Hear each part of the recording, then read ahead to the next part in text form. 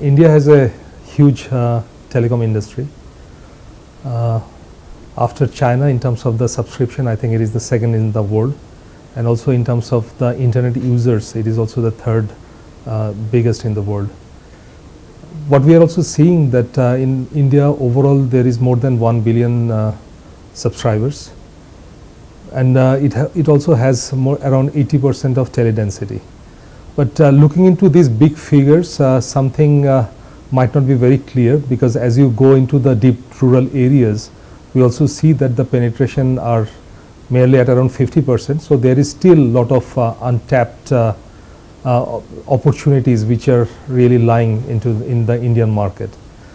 And what we are also seeing, definitely the internet is growing, the demand, the need for internet is also growing, but at the same time there is a lot of voice demand which is still there in the country. So it's a big market, it's a market for opportunities, it's a market where at this moment both the voice and data are still in high demand.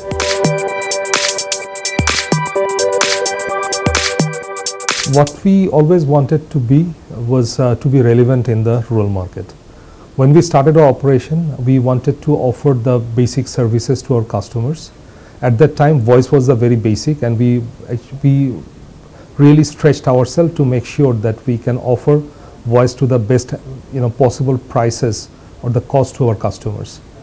But as I said that we always wanted to be the operator who provides the basic to our customers. We also found that gradually data has also started becoming a basic need for our customers.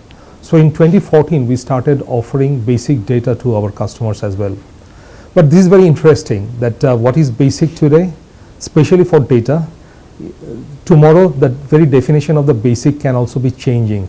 So what we found that many of our customers who had their first internet experience with our network, maybe in terms of some messaging application like WhatsApp or Facebooking, over time their basic need also started evolving, and they also started demanding some sort of video possibilities with our network, with the internet what we offered into the market.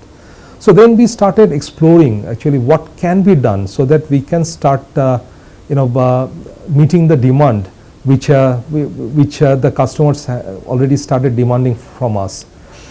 Our spectrum holding, the situation about spectrum holding in many of our circles, we have in our circles we have say 5 to 7.2 megahertz of spectrums.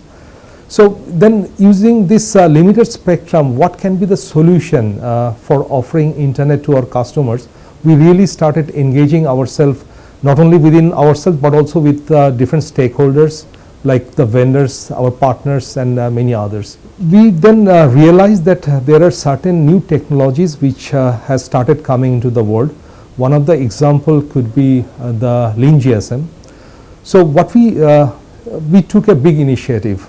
We took an initiative to modernize our network so that we can start implementing some of these very new technologies which are available in the world, which I just mentioned about the lean GSM. What does this lean GSM do? This lean GSM helps you to take care of your basic voice requirement in a much more efficient way. So just to give an example, if today you are using 5 megahertz to take care of your GSM need, what we found that if we can really modernize the network and implement this kind of new features, it's possible to take care of the same demand using less spectrum, like say 3.5 megahertz.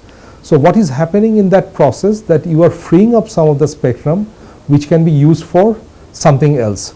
So another new technology which became available in the world was this narrowband LTE. Usually what we see that what we have seen that maybe in most of the cases at least 5 megahertz spectrum was being used for LTE kind of application.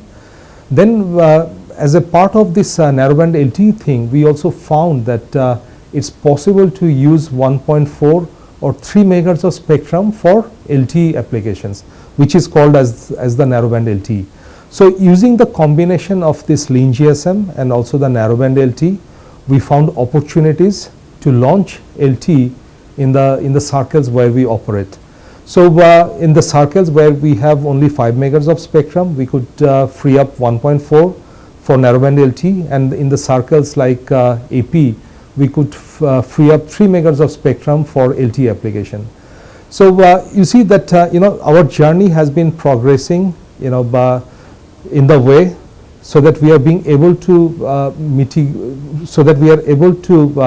our customer demands in terms of both the voice and data applications in the most efficient way possible. So this is our journey. We started with voice, then we started with the basic data, then we expanded ourselves. We launched narrowband LTE with the help of both lean GSM and narrowband LTE technology, and now we are in a position wherever we have launched LTE, we can take care of the video demand as well. So this is so far the internet journey of Telenor India. Our first city where we launched narrowband LTE was Varanasi. In Varanasi, we launched with 1.4 megahertz of spectrum. What we are seeing that now it has been already more than 6 months when we have launched narrowband LTE in Varanasi. The customers are still getting around 1 Mbps kind of throughput, and all our customers, they are mainly the small screen users. So what we have seen in the small screen, for video applications like YouTube and others, it's working quite perfectly. There is no buffering, so it's working pretty well. And in the cities where we have launched LTE with 3 megahertz spectrum, the example is Vizag, where our customers are getting in between 3 to 5 Mbps, where the experience is even better. So the thing is, it's working. Our number of customers are growing. Very recently, we have even exceeded even 5 terabyte of data consumption per day into our LTE towns. We have already launched, I think, 27 towns, and 10 more are in the pipeline. So so far the experience is pretty good. The kind of applications which are available in the market, the kind of contents which are available in the market, the LTE what we have launched, it's giving the perfect kind of solution to our customers.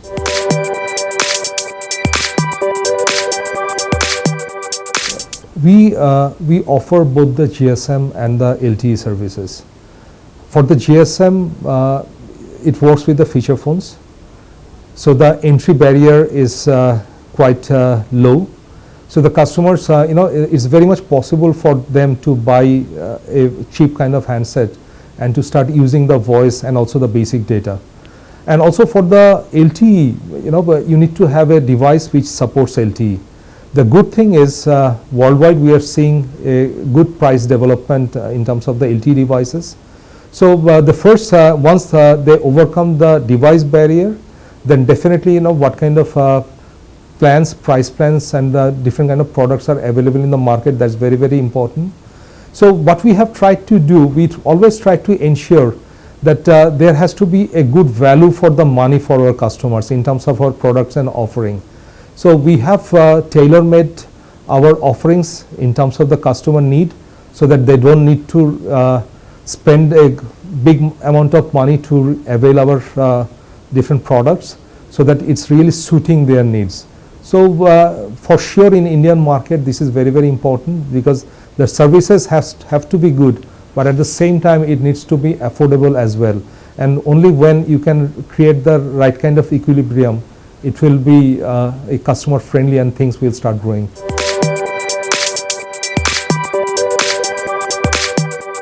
Competition is definitely very exciting in the Indian market, and especially after the new entrant, I think it has got a newer dimension. But as I was speaking earlier, India is a vast market. India has a huge population and also a huge subscription base. So one size will never be fitting all the needs into the Indian market. So the thing is, in India, I think there are different segments of customers, there are different needs of the customer. So in the way we see our competition in the market, there we try to be the best fit into the segments where we operate. So despite of having different competitions, what is happening to us, actually we are trying to make ourselves even more efficient. We are trying to make ourselves even more applicable to the segments we operate, and it is definitely giving us even more push to become even more competitive. So the competition is there, but at the same time we are also seeing enough traction for the services and the products we are offering, and what we feel that we are still very, very relevant and will continue to be relevant in the markets and also in the circles where we operate.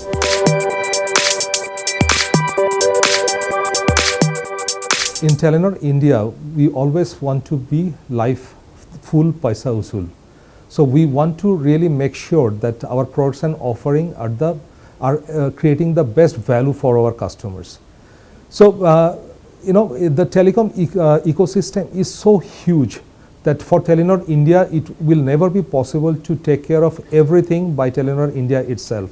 So it's about partnership.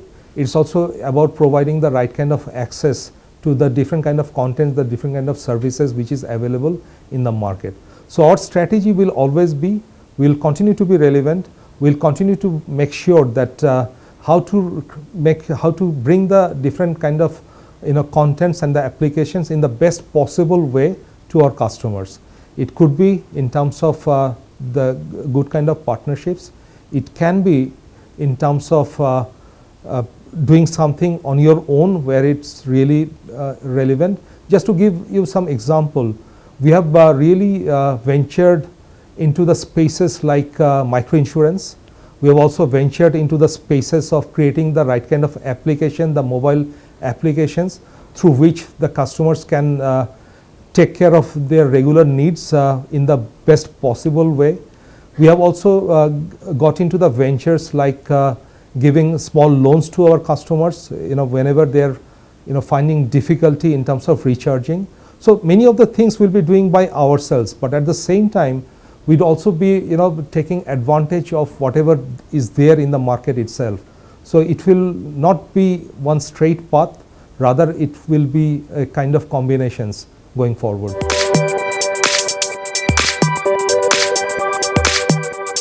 It depends on the market situation. Definitely would like to grow in the circles where we operate, but it has to be in the most viable kind of way.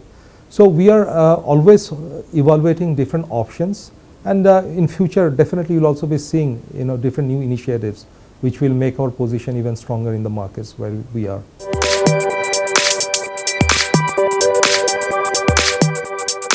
I think both the markets are growing markets.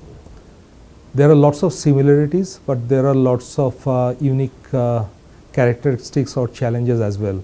If I talk about the different two views I worked with, in Bangladesh I worked with Grameenphone, who are actually the market leader, and in India I worked with Telenor, who is really setting up a new trend in terms of how to really run a network in a very, very efficient way. So the similarities are in both the places we are trying to bring new things. We are trying to really be pioneer in terms of bringing new innovative services to the customers. But the uniqueness is in Bangladesh most of the things are insourced, and in India we are actually working in a very, very hybrid model of insource balanced with the outsource kind of thing. So as an individual I am very fortunate and I am very lucky to work in more or less two different, in many of the cases around 180-degree difference of challenges, which is definitely helping me to gain more competencies, more challenges, so that we also understand and also how to really complement both the journeys and how to really bring the experiences from one place to the other place. But having said that, I think both the markets have got a tremendous growth opportunity. Both the markets have a huge youth population. Both the markets have a hunger to the demanding internet services and all. So there are similarities, there are challenges, but at the same time both the markets are a growing market.